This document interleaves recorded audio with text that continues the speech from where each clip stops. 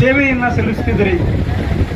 ಅದರಂತೆ ನಮ್ಮ ಈ ಭಾಗದ ಹೈದರಾಬಾದ್ ಕರ್ನಾಟಕದ 371J ಅಡಿಯಲ್ಲಿ ಯಾರ್ಯಾರು 10 ವರ್ಷಗಳ ಕಾಲ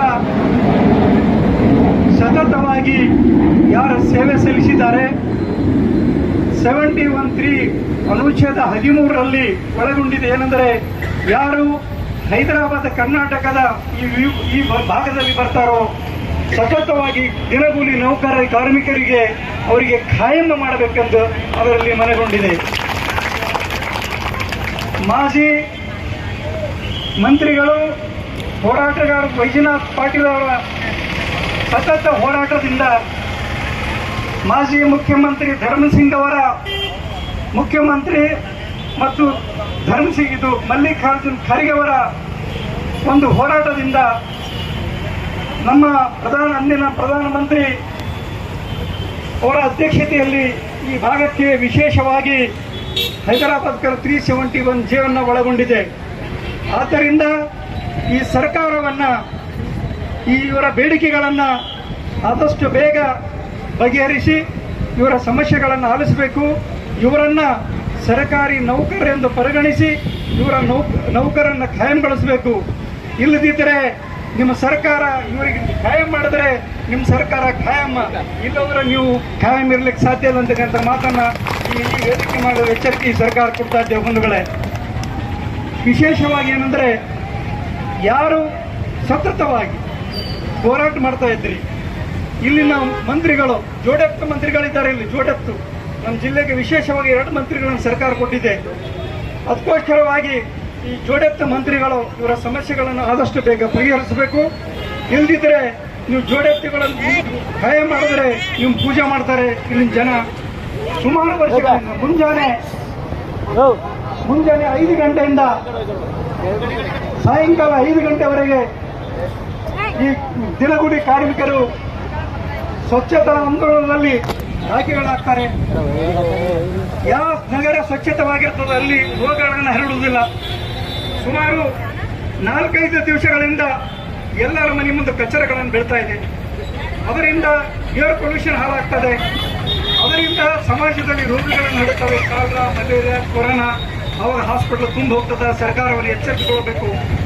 ಅದರಿಂದ ರೋಗಗಳು ಹರಡಿ ಜನರ ಹೆಲ್ತ್ ಮೇಲೆ ಪರಿಣಾಮ ಆಗ್ತದೆ. ಆದ್ದರಿಂದ ಕರ್ನಾಟಕ ಸರ್ಕಾರವನ್ನು ಬೇಗ ಇವರ ಸಮಸ್ಯೆಗಳನ್ನು ಬಗೆಹರಿಸಿ ಇವರಿಗೆ ಆದಷ್ಟು ಬೇಗ ಇವರ ಬೇಡಿಕೆಯನ್ನು ತಿಳಿಸಬೇಕು. ಇಲ್ಲದಿದ್ದರೆ ಇವರ ಕಾನೂನು ಹೋರಾಟ ಅನಿವಾರ್ಯವಾಗ್ತದೆ. ಇದರಿಂದ ಒಂದು ವೇಳೆ ನೀವು ಇದು ದಿನನಿತ್ಯ ಹಿಂಗೆ ಹೋದರೆ ಜನರು ನಿಮ್ಮ ಮಂತ್ರಿಗಳ ಮನೆ ಮುಂದೆ ಕಚರ ತಂದು ಹಾಕುವ ಸಮಯ ಮುಂದಿಲ್ಲ ಅಂತಕ್ಕಂಥ ಮಾತನ್ನು ಹೇಳ್ತಾ ಇದ್ದಾರೆ.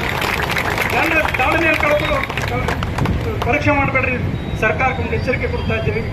ಒಳ್ಳೆ ಸರ್ಕಾರವನ್ನು ಹೆಸರುಗಳಿಸಬೇಕಾದ್ರೆ 1 ದಿವಸ 2 ದಿವಸ ಸ್ವತಂತ್ರ ಆಗಿ 1947-25 78 ವರ್ಷಗಳ ಕಾಲ ಸ್ವತಂತ್ರ ಆಗಿದೆ.